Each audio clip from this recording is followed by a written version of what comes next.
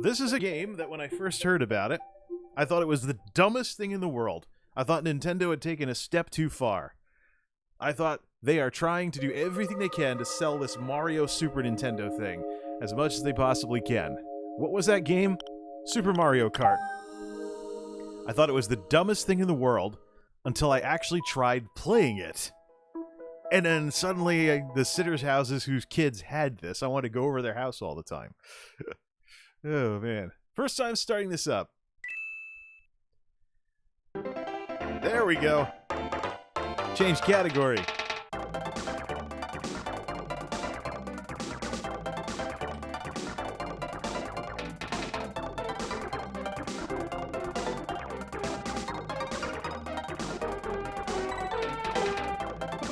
It's cute how it says push B.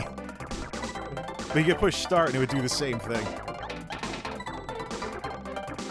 I didn't even know what a CC was when I came in here the first time. I don't know anything about these guys, so I'm just gonna pick Mario. And that's when the Mode 7 hit ya. Whoa, what is this? It's like 3D.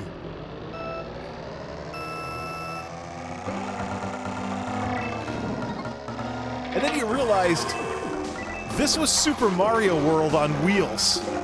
Out of every game in the Mario Kart series, it is the original Super Nintendo version. Whoops. It's the original Super Nintendo version that has the most tie-ins with the contemporary Mario game at the time.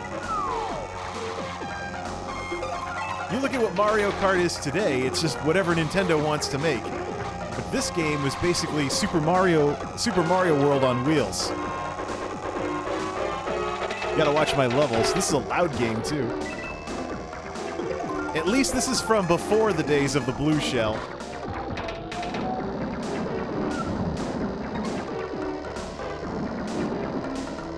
A little boring, though, compared to what it is today. Except when you see someone spin out.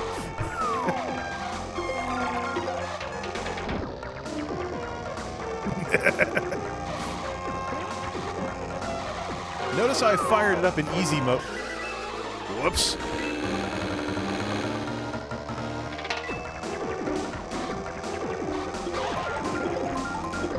Ah, that's right. There's no snaking or anything.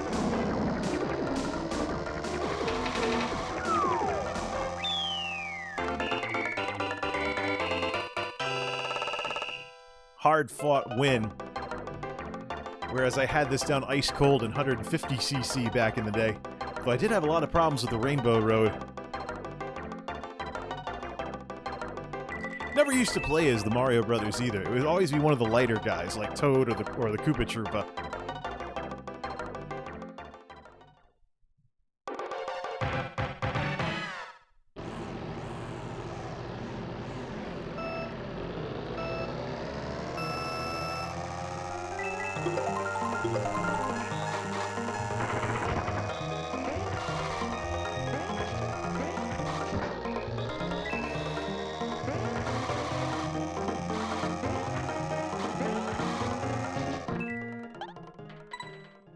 Alright, let's play what I would normally play.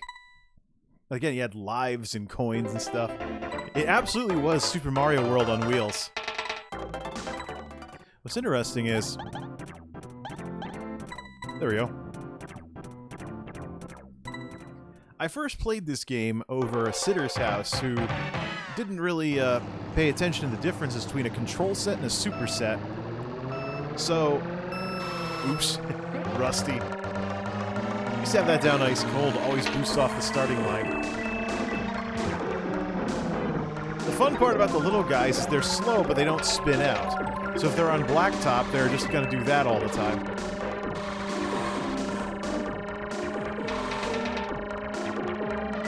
Yeah, so the sitter's house that I played this over for the first time, she wasn't too keen on super set versus control set. So she actually got her daughter a control set and didn't come with any games. So, whoops.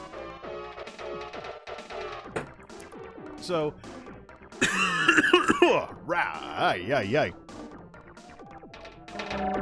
So she got her daughter a control set instead of a super set, which only came with the Super Nintendo and one controller. The Super set came with the console, 2 controllers, and a copy of Super Mario World back then. So, I wonder if Super Mario All-Stars is on the Nintendo shop on this thing. Yeah, we'll figure that out later. But she went and she got her daughter the control set, and it didn't come with any games. So I think the girl whose house I was going over, she wound up playing Word Triss until she got some real Mario games later. Imagine that, you know? You get a Super Nintendo with all the graphics, you see all the kids having fun and stuff, and your first experience of it is having to play Word Triss because your mom got you the wrong console. Well, apparently it was a thing, too, because she also had a Sega Master System, a rarity in North America. Nintendo all but shut Sega out of the 8-bit market. Might be one of the reasons why the Genesis came out earlier than the Super Nintendo. Okay, this is a dumb theme. Donut Plains! Again, Super Mario World on wheels. Much better, but not a boost. Never could get it right all the time.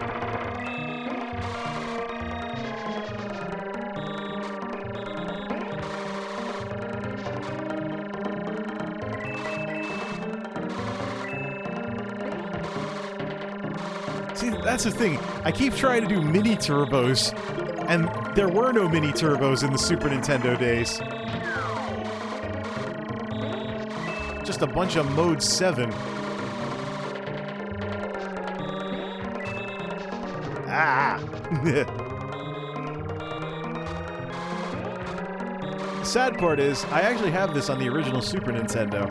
The adapter that I have on order that's supposed to allow the Nintendo 64 to hook up will also hook up via HDMI to a Super Nintendo. But a Super Nintendo has RGB,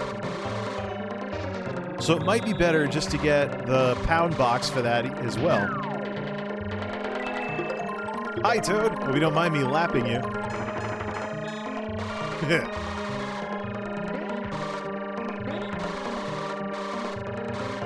So yeah, there is no mini turbo, but there's definitely power sliding. This was another game, too, where if there was a particularly scenic level, I would just cruise around in time trial mode. Wouldn't even try to do the race, I just drive around. Koopa Beach was one that I used to do all the time.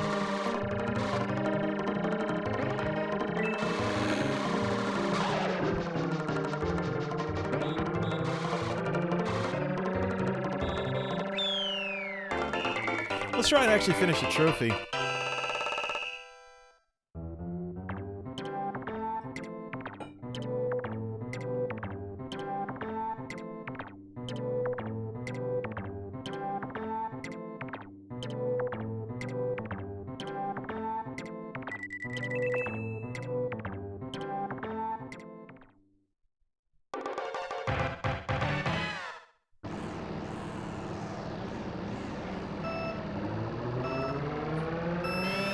That's more like it.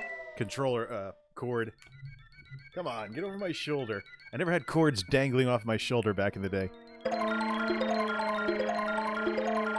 Again, Super Mario World on wheels.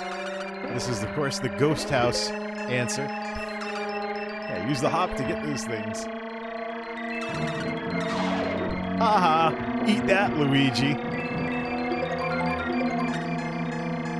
There's always certain spots where if you drop things, the AI would always hit them.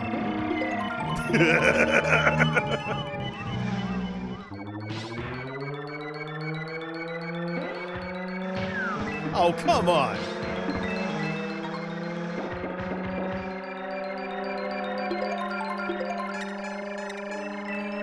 Yeah, like right there, I think. Yeah!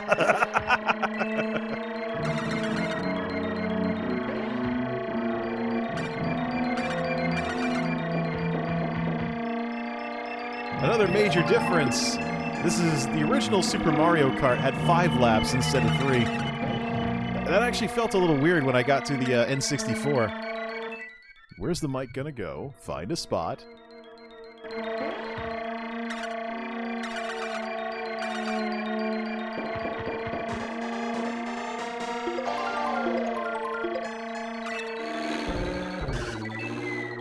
my own banana peel. Oh, great. Here comes Luigi with his never-ending stars. That was always the dumb thing I always used to hate about. That's the dumb thing I always used to hate about this game. The Mario Brothers had infinite stars. A little overpowered. The power-up thing was fixed by the time Mario Kart 64 came out. Which, by the way, we do have that. Might as well. This has kind of turned into a nostalgia tour. Where are we at on this? Ooh, Bowser's Castle. Again, Super Mario World on wheels.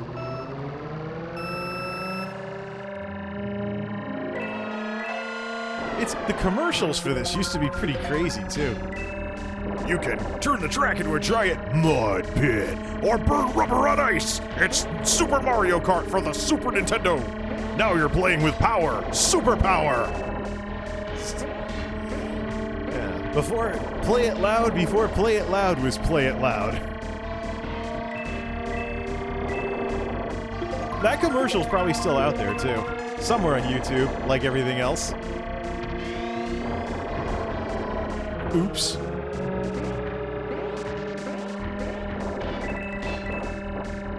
I think this is actually a similar theme to when you're fighting Bowser in Super Mario World.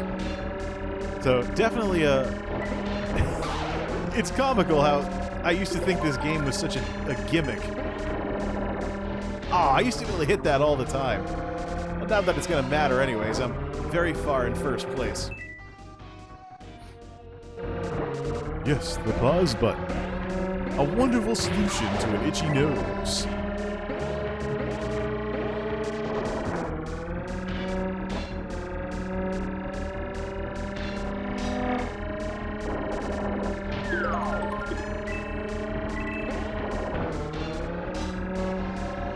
See, when you're playing games like this in the days before analog sticks, there's a certain thumb dance with the D-pad that you gotta get used to. I've kind of gotten unused to it over the years. Hi, Bowser! How does it feel getting lapped in your own castle?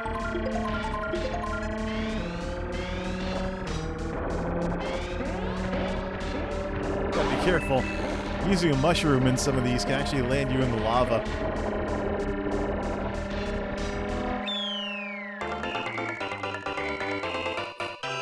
This is more in line with how things used to go. I used to have a lot of problems with these games just not being hard enough.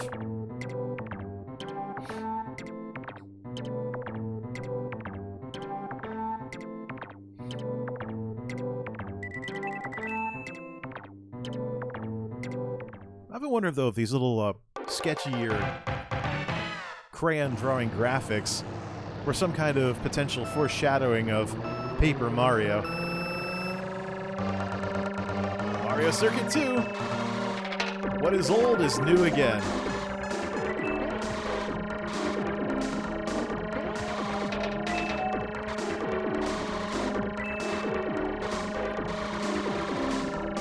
I totally used to just drift everywhere.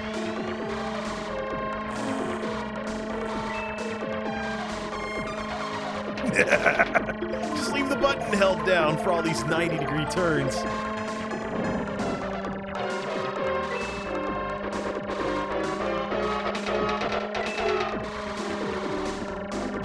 For anybody who's not familiar with Super Mario Kart, the coins give you speed up to 10 coins. Uh-oh. Mr. Infinite Stars. That's why I used to play as Toad.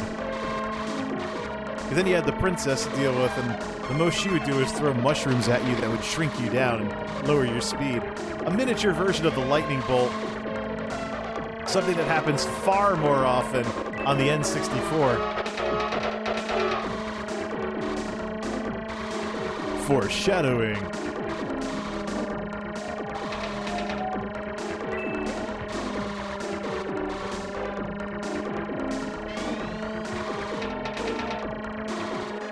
Oh, what the?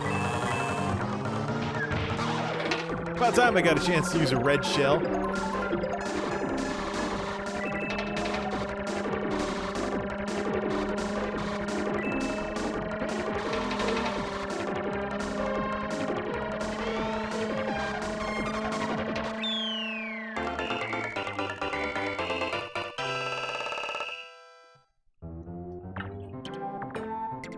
Now for another classic Mario Kart thing that's kind of been lost to the ages.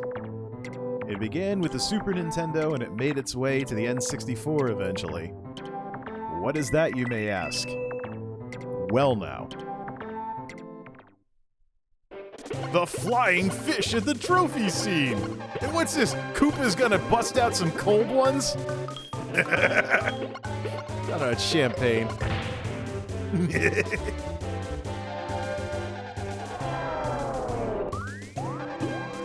Oh, man. Koopa wins the gold. Great race! Thinking about it now, I often wonder if these scenes had a little bit of an issue with translation. It was still going on a bit in the 90s. Yay, that gives me a trophy.